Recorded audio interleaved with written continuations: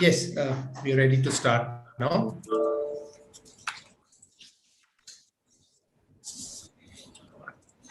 Good afternoon, everyone. And I extend a warm webinar on India-ASEAN trade relations, on enhancing trade. And at the outset, I would like to introduce our esteemed panelists for this all-important session. Please join me in welcoming His Excellency Mr. Pham Chau, Ambassador of the Socialist Republic of Vietnam to India. His Excellency Mr. Kyaw, Ambassador of the Republic of the Union of Myanmar. Mr. Mochammad Rizki Safary, Charge d'Affaires, Embassy of the Republic of Indonesia, and Mr. Suresh Makhijani, Joint Director General, Trade Promotion Council of India. Thank you so much for your time, and we look forward to your invaluable insights and ideas that will undoubtedly be helpful for businesses of both countries. Before we start, I would like to present an overview of India-ASEAN trade relations, which obviously derive from the overall foreign policy outlook of India's government, which has kept the ASEAN region as a cornerstone since the formalization of the Look East policy in the 1990s. This relationship gained further momentum when the government announced the Act East policy in 2014, enunciating connectivity, commerce, and culture as the core areas of focus for greater India-ASEAN integration. The ASEAN-India Trade in Goods Agreement was signed in 2009, followed by the signing of the ASEAN-India Trade in Services and Investments Agreement in 2015. Undoubtedly, this has led to a strong growth in bilateral trade between the two countries. In 2019-20, before the COVID-19 pandemic hit, India's exports to ASEAN countries had reached $31.55 billion as compared to $18.1 billion in 2009-10, and imports had reached $55.4 billion from $25.8 billion in 2009-10. India and ASEAN countries recently decided to review their free trade agreement to make it more user-friendly, simple, and trade facilitative for business. Coming to the top items of trade, India's leading exports to ASEAN are petroleum, oil, bovine meat, silene, shrimps, diamonds, medicaments, aluminium, cotton, etc. While top products of imports include coal, palm oil, petroleum products, crude petroleum, copper wires, rubber, parts of telephone sets, etc. Going ahead, there is scope for further diversification of India's export basket to ASEAN economies. Therefore, facilitation to exporters to diversify the composition of India's export basket and enhance knowledge of market access to ASEAN region, telling them what opportunities are available, will be crucial to strengthen the trade trajectory. Because what we have noticed in the trend since 2009-10, when the agreement was signed, for every $100 of global exports by India, $10.56 came from ASEAN in 2020. Similarly, imports worth $11.89 came from ASEAN for every $100 imported by India from overseas. This trend underlines that India's import dependence on ASEAN region has increased, and therefore there is a lot of room to enhance trade in a manner that makes it more balanced, and we are also able to enhance our exports to the region. So this is definitely one focus of taking India-ASEAN trade forward. According to available studies, some of the measures for boosting India-ASEAN trade and investment relations include enhancing facilitation to exporters, significantly increasing services trade, undertaking the review of the India-ASEAN Trade in Goods Agreement, harmonizing and simplifying customs procedures, promoting greater private sector engagement, and supporting greater financial inclusion through access to financial services. There are huge trade and investment opportunities for enhancing India-ASEAN cooperation in sectors such as infrastructure, fintech, culture, tourism, IT/ITES, e-commerce, education, skill development, healthcare, pharmaceuticals, agriculture, and food processing, among others. So I would now like to come to Suresh Makhijani, sir, who will be talking about the potential of integration into regional value chains, and he'll also discuss the opportunities with IT/ITES and enhancing people-to-people connect. So over to you, Makhijani, sir. Thank you, Virat. Thank you so much. And His Excellency Pham Chau, Ambassador of Socialist Republic of Vietnam. His Excellency Kyaw, Aung, Ambassador of Republic of the Union of Myanmar. Mochammad Rizki, Safary, Charge d'Affaires, Embassy of the Republic of Indonesia. Thank you, sir. Integration into regional value chains. Another great opportunity to scale up the ASEAN-India engagement is the development of value chains. The current value chains linkages between ASEAN and India are not substantial. Total trade in parts and components between them amounted to about 6.3 billion US dollars as per the latest figures. India's vibrant private sector must actively work out new deals to enhance ASEAN-India relations. In the post-COVID scenario, restoring the connectivity and the resilience of supply chains will hold the key to economic integration, particularly the development of India's northeast.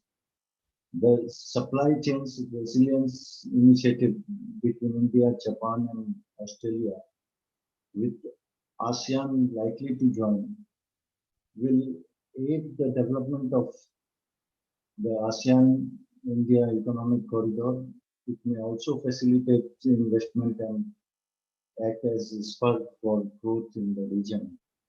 The ASEAN region as a whole is characterized by the presence of strong production networks and has one of the highest global value chains participation indexes in the world. However, the regional value chains in Cambodia, Laos, Myanmar, and Vietnam are yet to be developed. Moreover, India is almost left out of any significant regional value chains in its neighborhood. This creates opportunities for India's economic integration through RVCs in ASEAN and especially developing such RVCs in the CL&V region. Regional value chains in different sectors act as drivers for regional economic integration, especially given the experiences in the Southeast and East Asian regions. These are accomplished through private sector-driven flows of trade in goods, trade in services, FDI, and movement of natural persons facilitated by conducive policy regimes. Such endeavors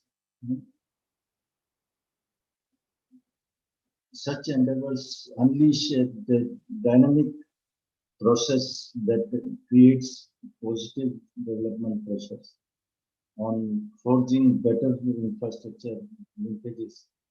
Regional value chains entail relocation of production bases at various stages of production and manufacturing in different countries that are linked with services. The net outcome of such relocation is in terms of efficiency, seeking industrial restructuring. Cooperation in ITES, the global and regional markets for IT BPO services are huge. ASEAN being a net importer of telecommunications, computer and information can collaborate with India to expand and deepen its IT service sector. India can share its expertise with ASEAN countries, particularly CLMV, which is still on the path of computerization, and even introduce necessary vocational course to support the initiative. This partnership will serve the ASEAN economic community and the larger ASEAN-India markets for services.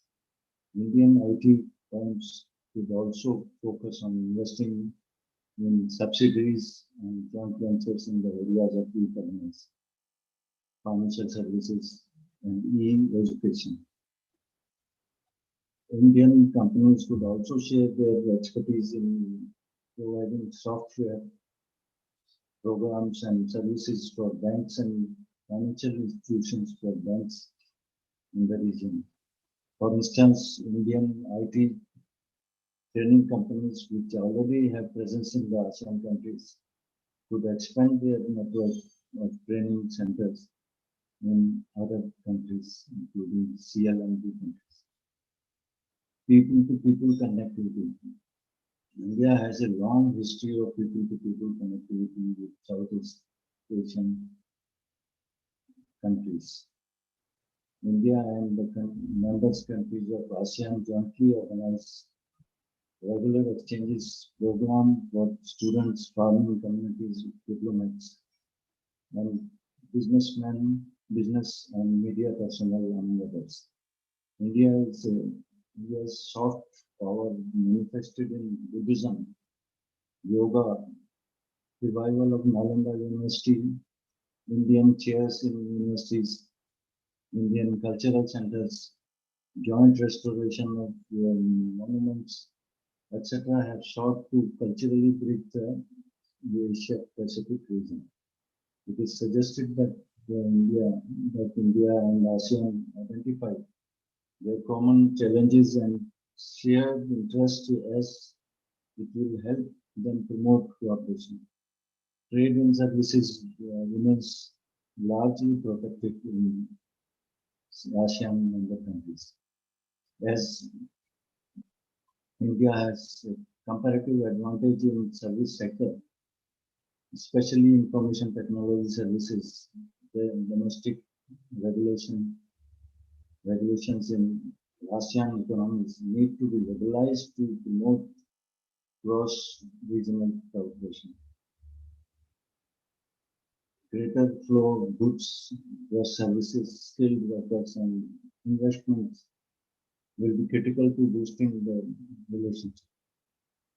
The challenges of physical connectivity, road and rail linkages, along with infrastructure challenges such as non-tariff barriers, non-tariff measures, need to be addressed in this regard. Northeast can be vital land bridge to build complementarities through trade, tourism, skill development, and people-to-people contacts. Thank you very much, Virat. Over to you.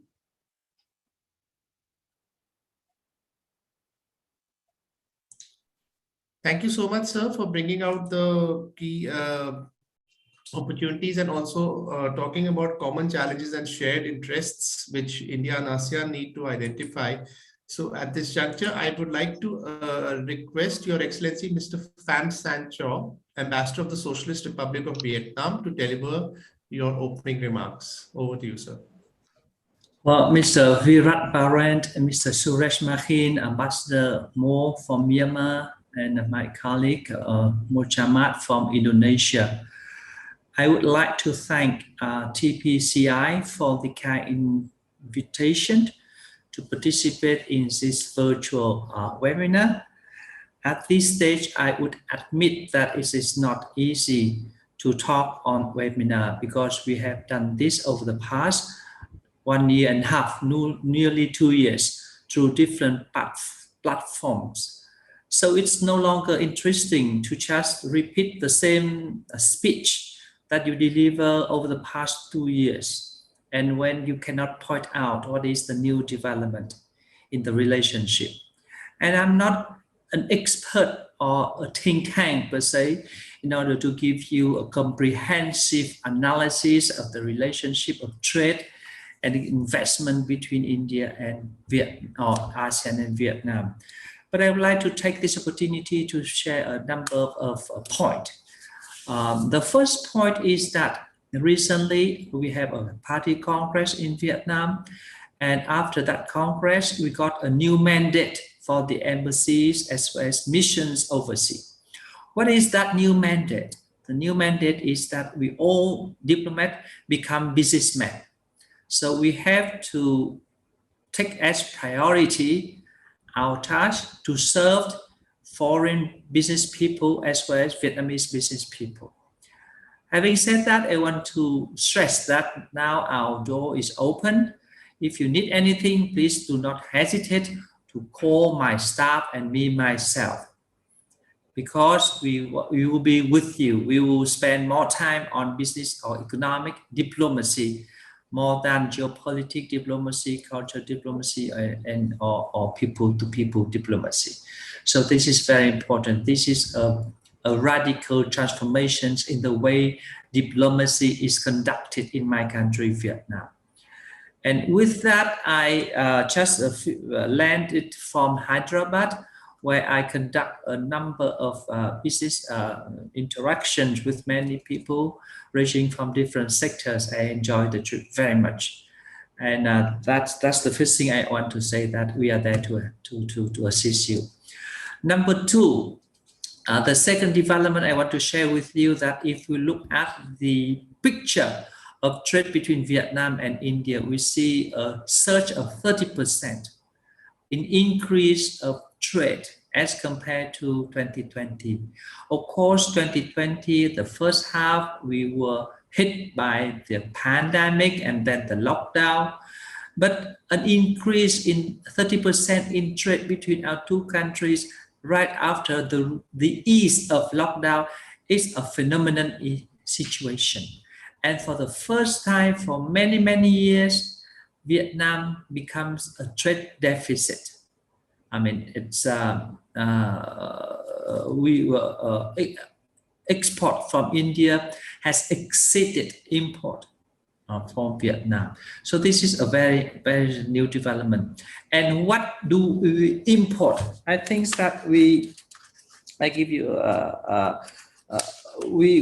India at the moment has a trade surplus of 500 million US dollar with Vietnam.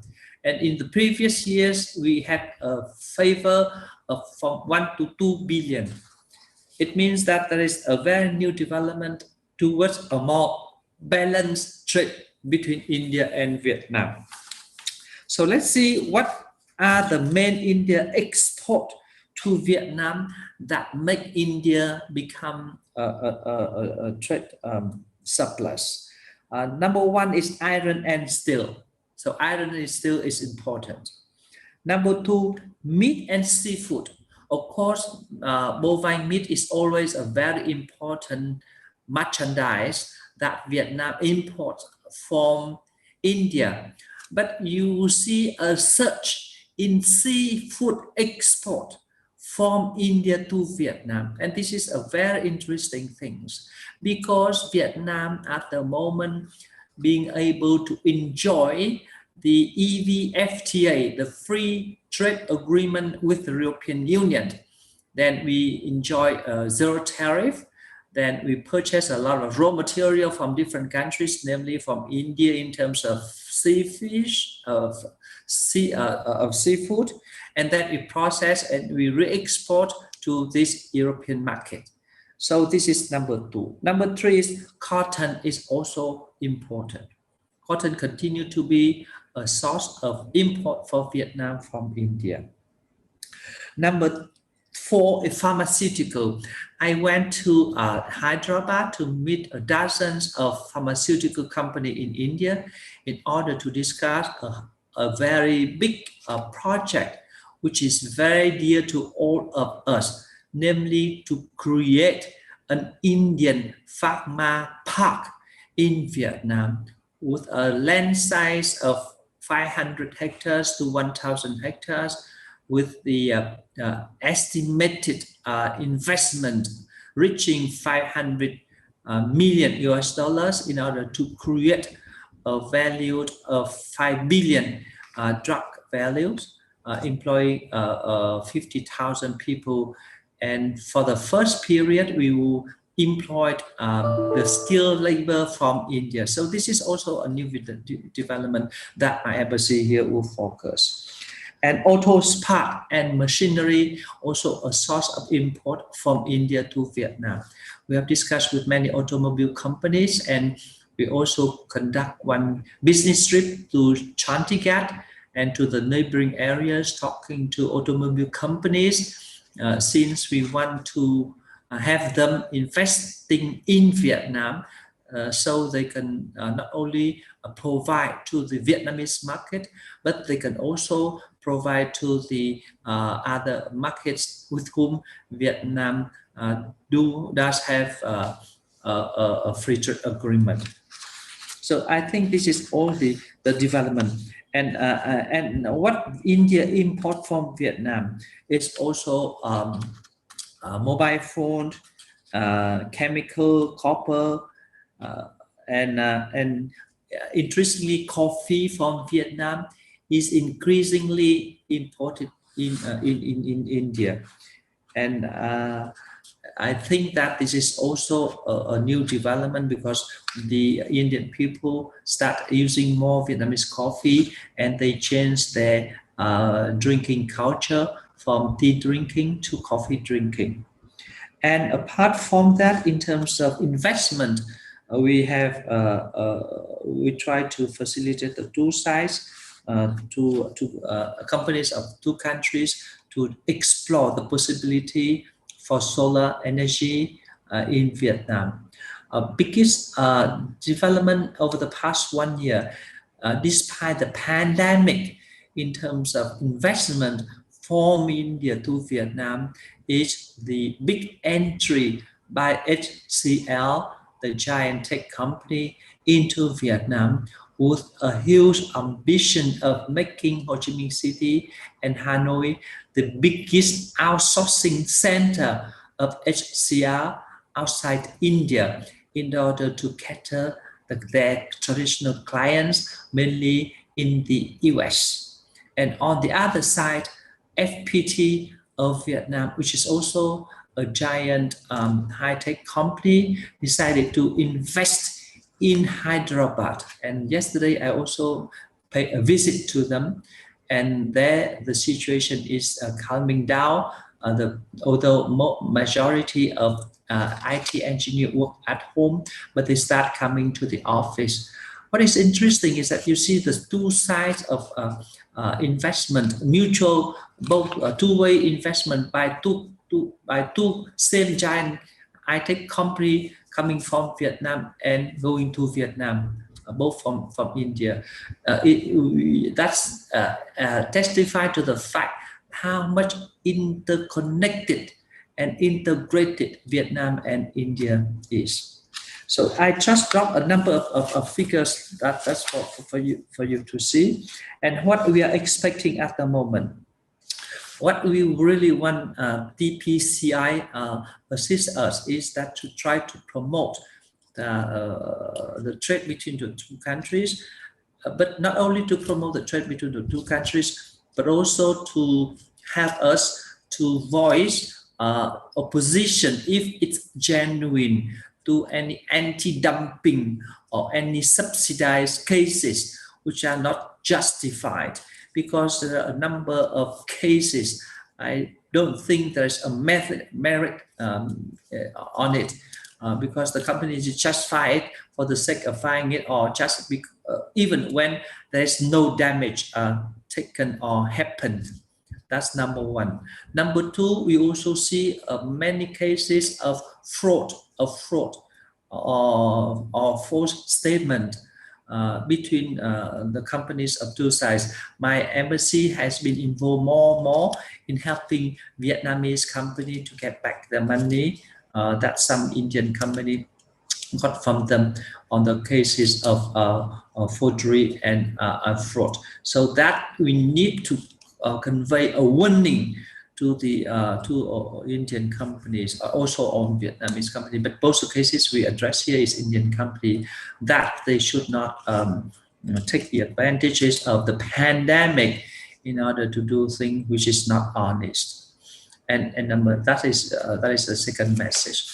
And number three, which is also my recommendation, is that now the pandemic has changed us all in different way, especially the way we conduct business. And we turn more to digital business. And we have been able to address the issues of digital certificate of origin. Normally that require a physical presence, in terms of paper before they get clearance. And Vietnam has made an effort in accepting digital certificate of origin issued by Indian authorities. And that is a new development. So we need to continue to work on that. But e-commerce, digital economy become more and more important. But on there, we need also to establish law and regulations in order to prevent from any misuse of the platform in order to cause harms to other partners. So those are some developments I believe that it's worth mentioning here, and some of the warning and recommendation that I want TPC to take on board to convey to Indian community. And last but not least, my embassy is focused on a number of projects. The first project is Fatma Park. The second project is High Tech Park. The third one is moving to digital economy. We want to learn the experience from India when you started digital India. So we are there, ready to listen to you, take your recommendation, and accompany you in this journey. Once again, thank you very much for the opportunity. Thank you so much, Your Excellency, for that message. And it's good that you mentioned digital, because that's something we also constantly raise. Not just the fact that we need to prevent misuse of platforms, but also the fact that we need to bridge that digital divide which exists today between countries. And now moving on, I would like to request Your Excellency Mr. Kyaw, Ambassador of the Republic of the Union of Myanmar, to give his address. Over to you, sir. Thank you, Mr. Chair. Excellencies, distinguished participants, good afternoon. At the outset, I would like to express my sincere thanks and appreciation to the Trade Promotion Council of India for organizing this important event and its kind invitation to participate as a panelist. As you all have known, the outbreak of COVID-19 pandemic has hampered the global economy and has brought distancing and physical communication of business and disruption of supply chain of various industries over the world. It magnified existing challenges and shedding light on geographic inequality and economic disparity. With regard to COVID-19 pandemic, Myanmar is undertaking a two-pronged approach consisting of performing the preventive and control measures and facilitating access to remedy for the economy damaged by this pandemic with added speed and possible way. COVID-19 Economic Relief Plan, which includes measure or relief, resilient recovery has been implemented. Moreover, the Myanmar Economic Recovery Plan has been already drafted, which focuses on reforming the 5 areas such as rules and regulation, financial, tax, trade, and digital economy. Therefore, to mitigate and remediate the adverse effect of pandemic, the promotion of regional cooperation, as well as bilateral relations in trade and investment become crucial more than ever. Excellency, ladies and gentlemen, taking the strategic partnership between India and Myanmar, I would like to highlight the progress in our country's relationship with India. The strong relationship between India and Myanmar can date back to centuries ago when both were under British colonial rule and fought together for our independence. Our long-lasting good relationship is not based only in economy, but also in culture and other social sectors. Both countries shared a heritage of religious culture, linguistic, and ethnic ties. There were several exchanges of high-level visits from both sides during the visit of former President Hu Yen on 27 February 2020, 10 MOU which cover cooperation for prevention of illegal trades of timber, protecting wildlife, development programs in Rakhine State, cooperation in medical researches, telecommunication, petroleum products, prevention of trafficking in persons, and rehabilitation works were signed. India is the fifth largest trading partner of Myanmar. It is fifth largest destination for export and sixth largest source of import. According to statistics of the Ministry of Commerce of Myanmar, bilateral trade between Myanmar and India reached around $2 billion in the fiscal year 2016-17. The value of export from Myanmar to India in that year was $943 million, and import from India valued nearly $1 billion. However, due to imposition of quantitative restriction by India on import of pulses in 2007, followed by COVID-19 pandemic, we saw the declining trend in bilateral trade. Fiscal year 2019-2020, the total trade between Myanmar and India decreased to $1.3 billion, which comprised of $616 million in export and $697 million in import. Currently, around 40 groups of HS code two-digit level commodities are exported from Myanmar to India. Among them, pulses and wood-based products are the major export item. At the same time, India exports more than 80 groups of HS two-digit goods to Myanmar. As the trade basket is narrow and subject to wide fluctuation, both sides must take steps to bolster trade across the land border as well as overseas trade. In May this year, Ministry of Commerce and Ministry of Government of India removed Chau, Virat, and green mung bean from restricted import item list. Moreover, India has recently signed an MOU with Myanmar for import of Chau and Virat, which will enhance supply chain and market stability in both countries. And we appreciate very much such development as consideration of trade promotion. Excellency, ladies and gentlemen, when we look at the investment sector in Myanmar, India currently stands as 11th largest investor with an approved amount of $773 million by 35 Indian enterprises. It is 0.85% of total foreign direct investment as of 31st May 2021. The data of the Directorate of Investment and Company Administration of Myanmar shows that investment values of Indian companies in fiscal year 2018-19 and 2019-20 were $5 million and $3.271 million respectively. In current fiscal year 2020-21, only one Indian enterprise with invest amount of $1.2 million has been approved as of 31st May. Although Indian investment in Myanmar is very low in comparing with that of the other Asian countries, I trust that many Indian companies are very keen to explore investment opportunities and willing to do business in Myanmar. There are huge potential for doing business in various sectors in Myanmar. For example, pharmaceutical, agricultural machinery, agrochemicals, ICT and IT related products and services, power and energy, etc. Moreover, Myanmar MSMEs are also seeking technical know-how and capital investment through cooperation with foreign business for mutual benefit. In this regard, Indian investors are warmly welcome to take further steps in doing business in Myanmar.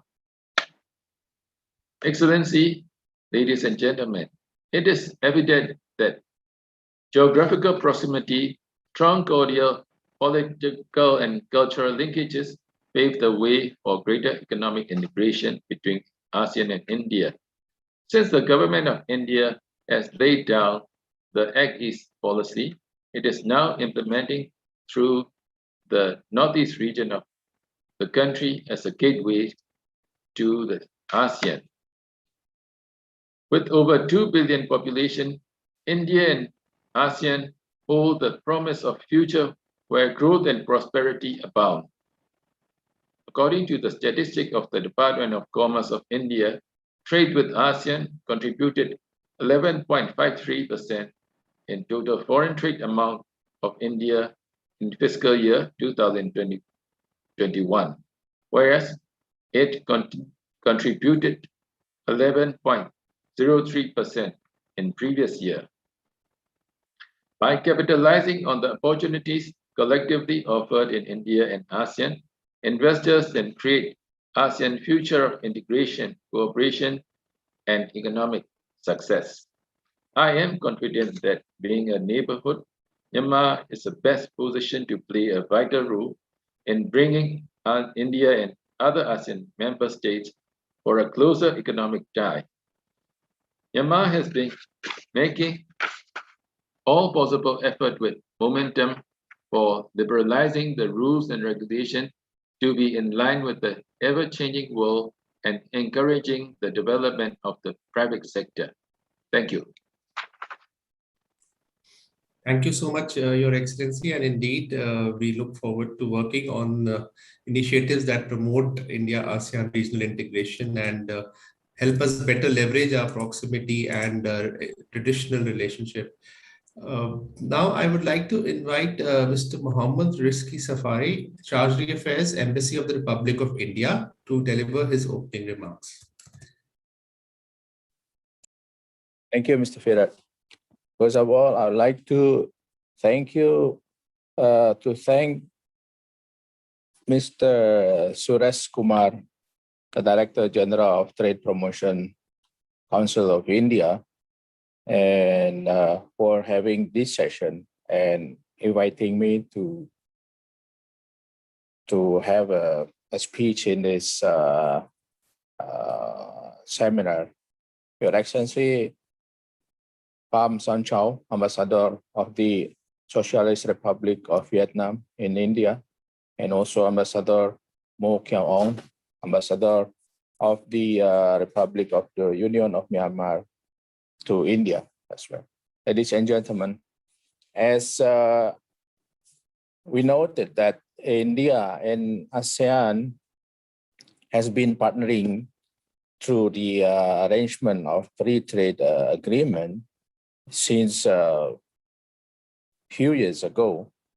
It is recorded that export from India to ASEAN valued at 31.49 US billion dollars during the periods of 2019 to 2020, while at the same time, export from India to ASEAN member states reached 23 billion US dollar, then increasing to US dollar 36 billion in 2018. We see that there are some increasing numbers of volume of bilateral trade between India and ASEAN. However, in continue my opportunity to speak in this forum, allow me to deliver the opportunities that we have between India and Indonesia for trade and investment. India is currently the Indonesia's top 5 trading partners, while for India, Indonesia is the 9th largest trading partner, with the total trade recorded at close to 14.2 billion US dollars in the year of 2020, with the surplus for Indonesian side. However, it is our best interest that every effort to boost up trade and investment for both sides should not be spared. By the end of 2020, both countries has established the working group on trade and investment to start the discussion on the preferential tariff agreement between India and Indonesia. The PTA will be one of the solutions to enhance and balance our bilateral trade at the same time. While at the same time, India and Indonesia in ASEAN cooperation between India and ASEAN are working on the ASEAN-India Trade in Goods Agreement, ITIGA, that has been established and implemented since October 2010. We look forward to enhance this agreement in the near future, and we do hope that the scope paper that we are scoping paper of review of ITIGA will be endorsed by the economic minister from both sides, ASEAN and India. For us, for Indonesia, India is the 2nd largest buyer of coal and crude palm oil from Indonesia. And India also imports some of the Indonesian products, such as minerals, rubber, pulp and paper, and also hydrocarbon reserves. While at the same time, India exports refined petroleum products, chemical, pharmaceutical, machineries, and motor vehicle. Also, telecommunication equipments, agricultural commodities, bovine meat, and steel product, as well as plastic product to Indonesia. Currently, there are about 30 Indian investment or joint venture as well in Indonesia.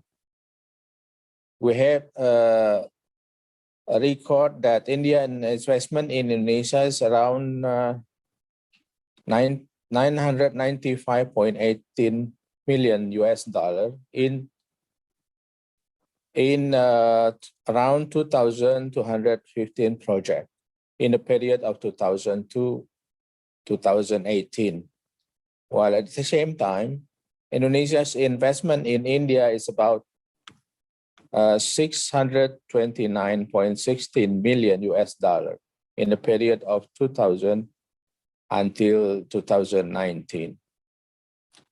Ladies and gentlemen, sustained economic growth and a declining trend in poverty over the years in Indonesia potentially will come to a halt this year.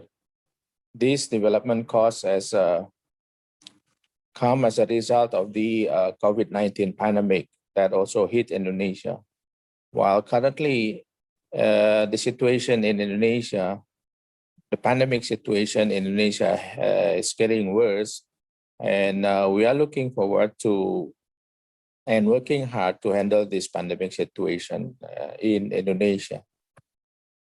At the same time, economic growth for the second quarter of 2020 is between minus 3.1% and minus 5.1%. The main sectors that have been hit hard by the pandemic in Indonesia are trade, manufacturing, mining, recreation, and transportation.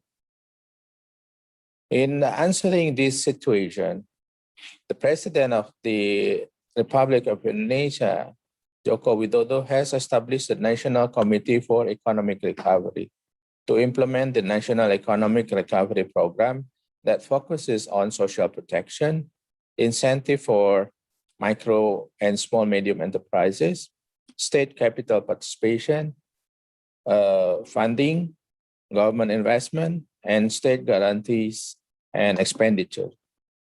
In addition, the government has also set a budget for managing COVID-19 pandemic of around $40 billion. The sectors that will be potential winners amid the pandemic situation are, among others, agricultural sectors, food and beverage, textile production, chemical, pharmaceutical, as well as medical devices. India and Indonesia are enjoying growing trade relations with a bilateral trade target of $50 billion by 2024. Indonesia cannot rely solely on commodity trading. We need to improve this through, among others, pharmaceuticals and medical equipment.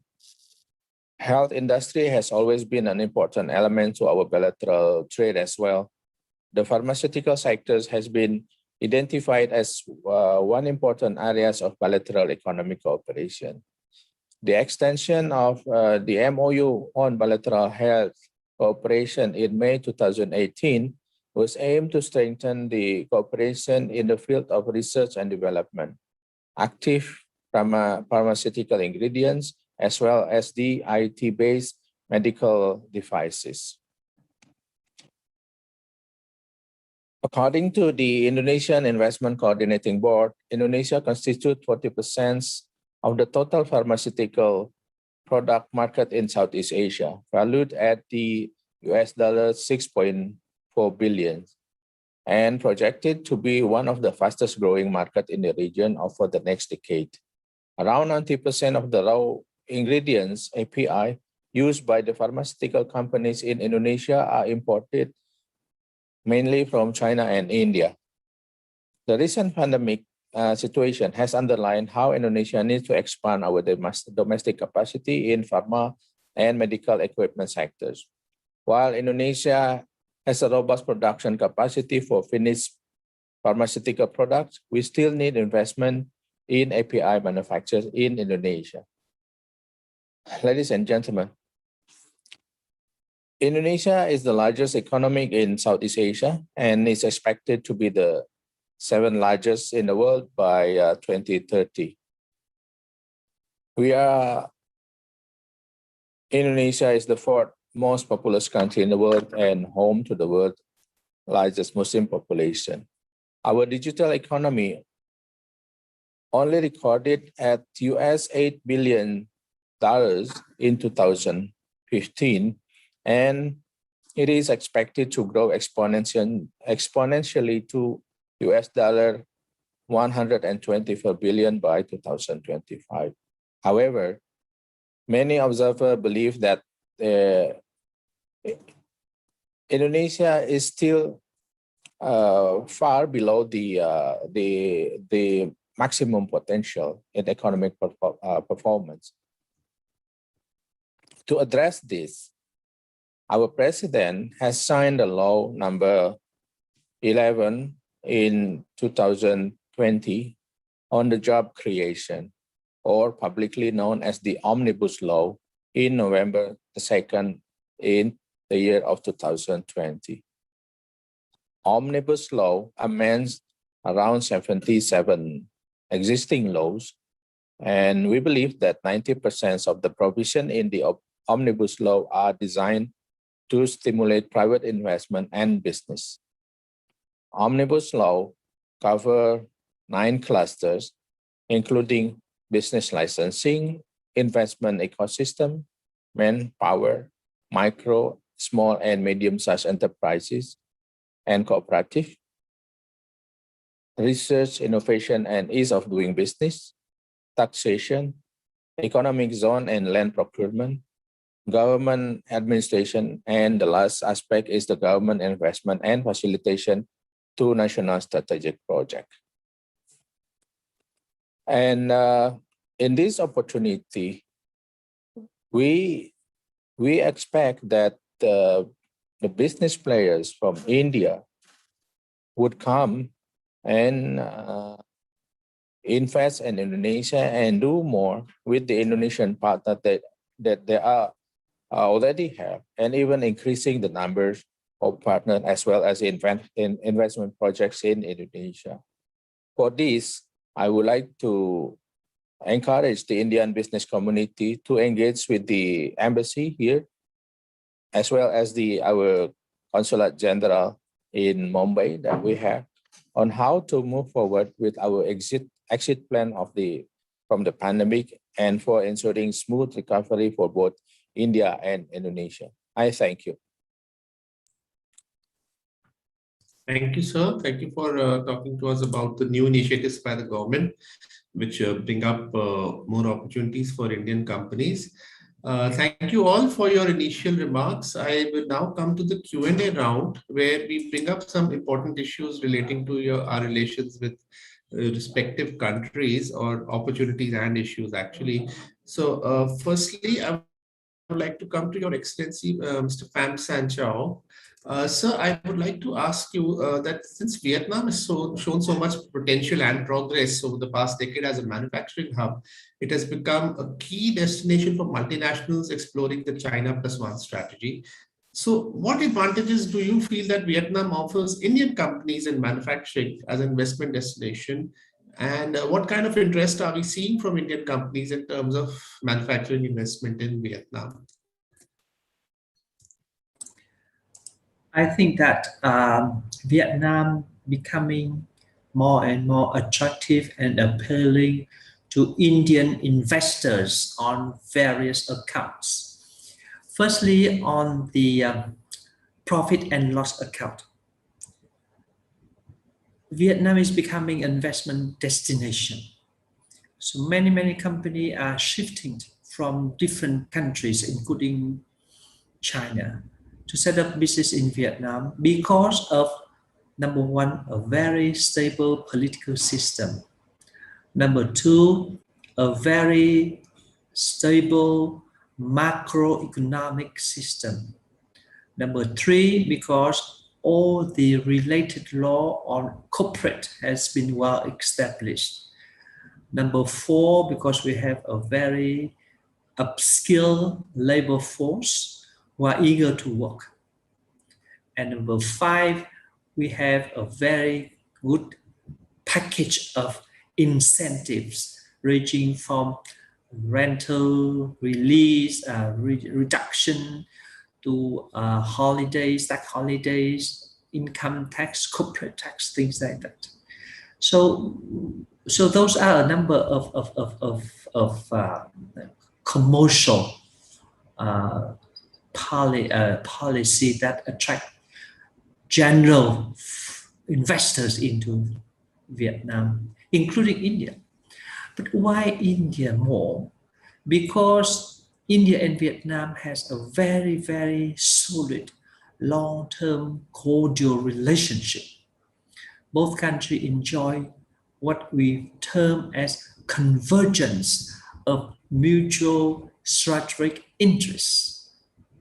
We have been very true to each other, helping each other in a moment of difficulties and challenges. And the third point is that we have many similarities.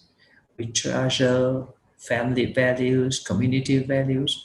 So perhaps business culture may different between the two to a certain extent, but overall, we are very close, culture-wise, emotion-wise. So this is the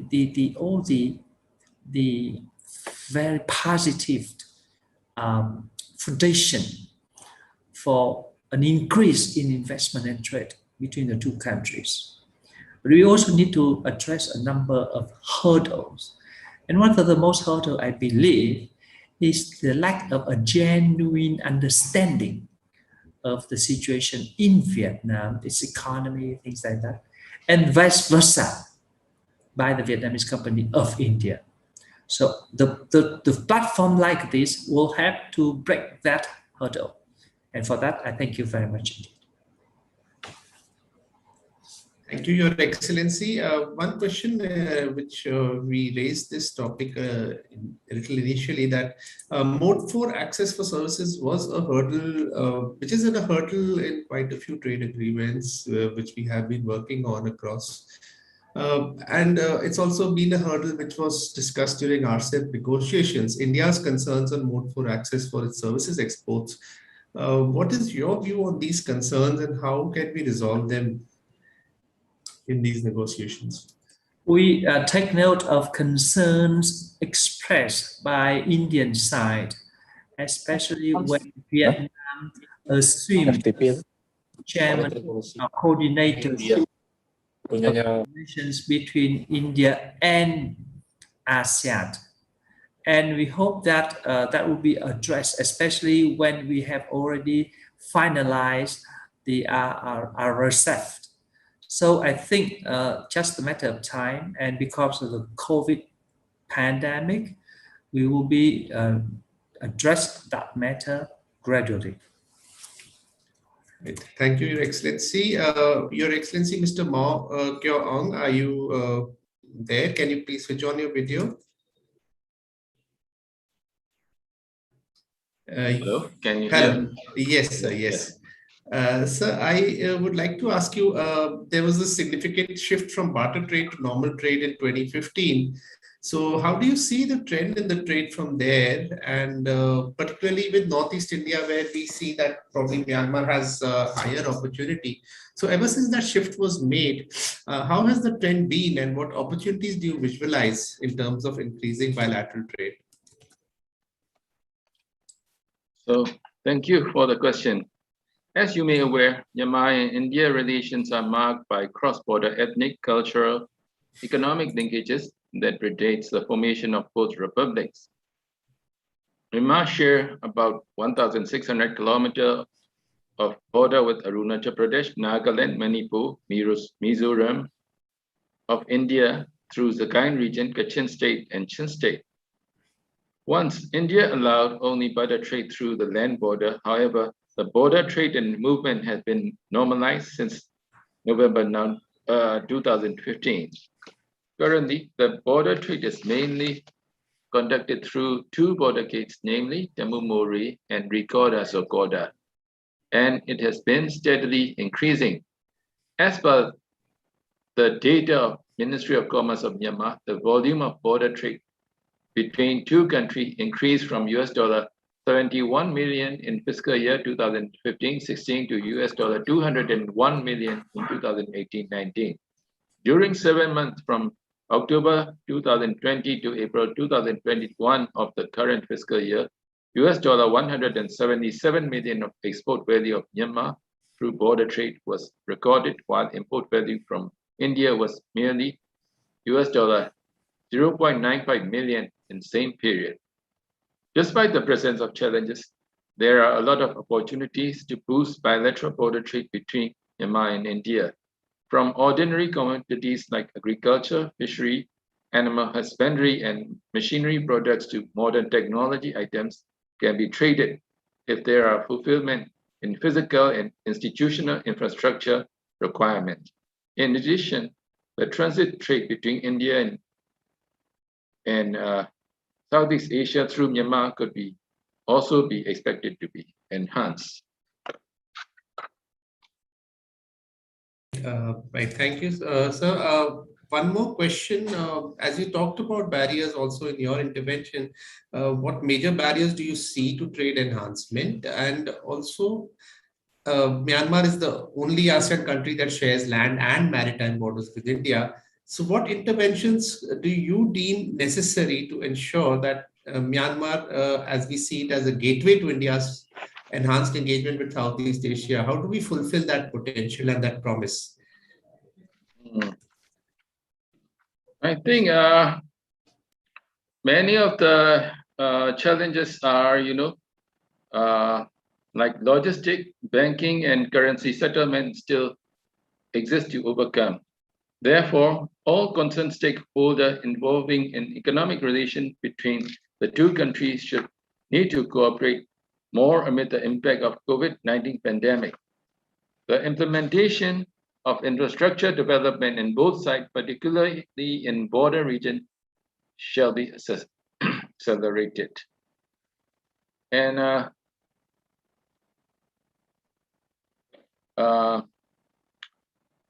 to aiming promote bilateral trade, Myanmar Trade Promotion Organization under the Ministry of Commerce of Myanmar and India Trade Promotion Organization under the Ministry of Commerce and Industry of India are discussing to sign a cooperation framework. Thank you. Thank you, Your Excellency. Finally, I would like to come to Mr. Mochammad Safary.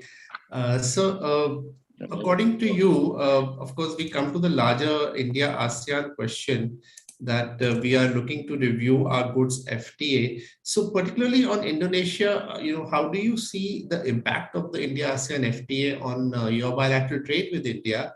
And India has raised an issue on rules of origin, which I would like your take on that. It's not, of course, specific to country, but it's talked about rules of origin vis-a-vis trade with ASEAN countries. So what is your view on that? And of course, your view on the review of the FTA. How can that be more facilitative to businesses on both sides?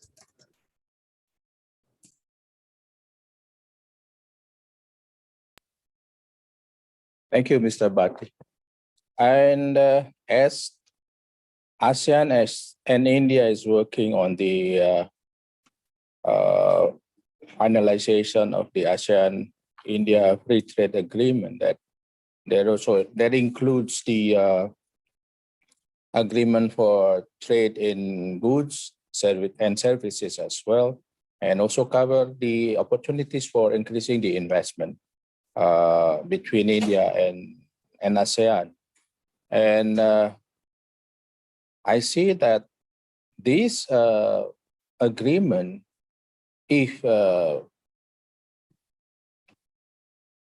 used to the maximum potential, will both benefit for Indonesia and India, not only in the framework of cooperation in ASEAN, but as well as in the bilateral trade relation between India and Indonesia. As I said earlier, that although India's bilateral trade between India and ASEAN recorded at around 11% of the total trade of India to the global, you see that this figure is very, I think it's quite small number, that it shows that it still has a potential to grow between India and ASEAN. So it will be implemented also to the bilateral trade relation between India and Indonesia, as it has been declared by the two leaders, PM Modi and President Joko Widodo, to reach the total bilateral trade of 50 billion by 2025. It shows that we both have the intention on how to increase and how to boost bilateral trade between India and Indonesia. And we identified a lot of sectors which Indonesia and India could explore. Although India is the main buyers of Indonesian coal and crude palm oil, we also identified that there are some other sectors. And I forgot to mention earlier that we also identified the new sectors, the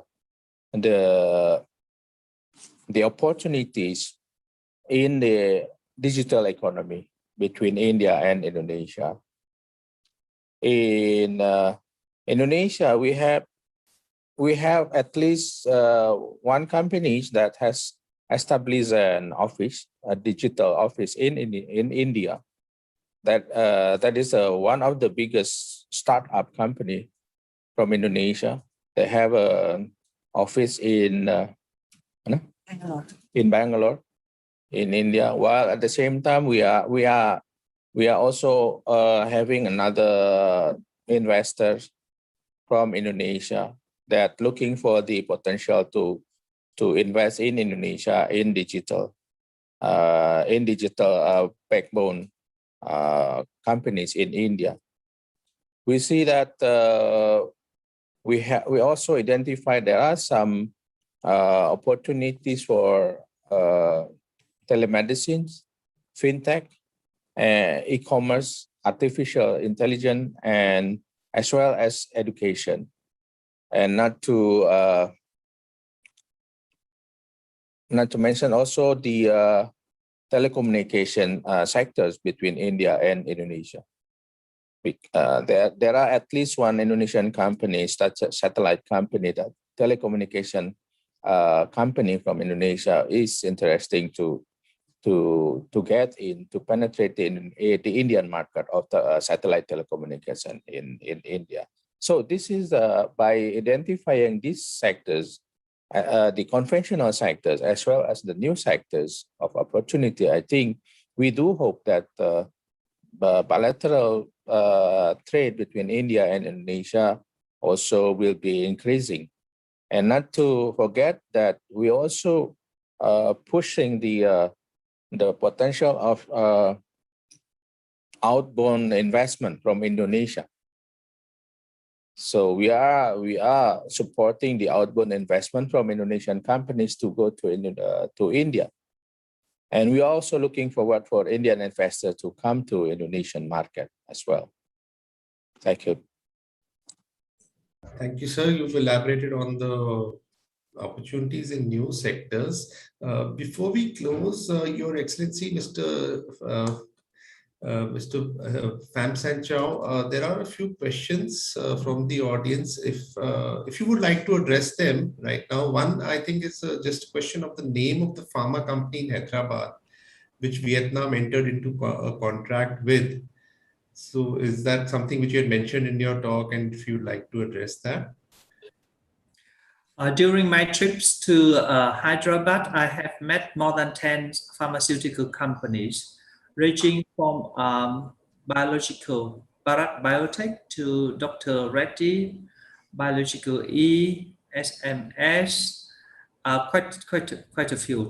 And we also approach a number of companies that provide clinical trial services, like cleansing, and also development, research and development company like Lysate. So we also discuss with them on a number of topics. The first one is to explore the possibility of purchasing vaccines from them once we got clearance from the government of India. Number two, to purchase all the drugs needed to treat COVID patients. If anyone at the platform can provide us, we are more than happy to welcome that. We got already clearance from MEA concerning that matter, because the situation is a little bit getting worse for the worse in Vietnam now. The third area we also discussed about the cooperation between Vietnam, those pharmaceutical company and Vietnamese company, in terms of technology partnership, technology transfer, bottling or filling of that product in Vietnam, and scaling up the production under intellectual property rights in Vietnam, things like that. And finally, we are working for our pharma plant, which is a very ambitious plant. And we have been able to interact with the leaders of 9 provinces in Vietnam, which come up with its own offer attached with a set of incentives, the location of the land, the size, water assessment, security, electricity, access, things like that. So quite a few. I think that Hyderabad is a very vibrant economic hub in India, and certainly will come again. I take a delegation of my embassy. We are altogether 8 diplomats, so which is the largest delegation. It's a reflect our seriousness to take this business forward. Thank you. Thank you, Your Excellency. I think there's one question which I don't think, I'm not sure whether you would like to address that, that Vietnam has had a sudden surge in export of apparel. I think that's more company related, but I mean, it's over to you. I mean, if you want to talk about it, is there some strategic approach you have adopted in the apparel sector, which has helped improve exports? And if you would like to talk about it. I'm sorry, I don't get you clearly. The question is regarding sudden increase in the export of apparel from Vietnam. So they were asking if there is some apparel, clothing. So it's just a question on whether there was some strategic approach adopted. So I'm just saying, if you would like to answer it, it's not. I think it's no, but this is just the it's determined by the market rule itself. Right. Yeah, if you see the movement, it's perhaps because it's the time for Vietnam to be able to export more to the markets with whom we have free trade agreements. And then as a part of the supply chains, you see the dynamics of the market. Right. Thank you, Your Excellency, and thank you all for your time and views today. And we hope that this platform serves as a basis for enhancing our cooperation, and we really look forward to working together in the interest of both countries. Thank you so much once again, and pleasure having you on this panel. And with this, I bring the session to a close. Thank you. Thank you.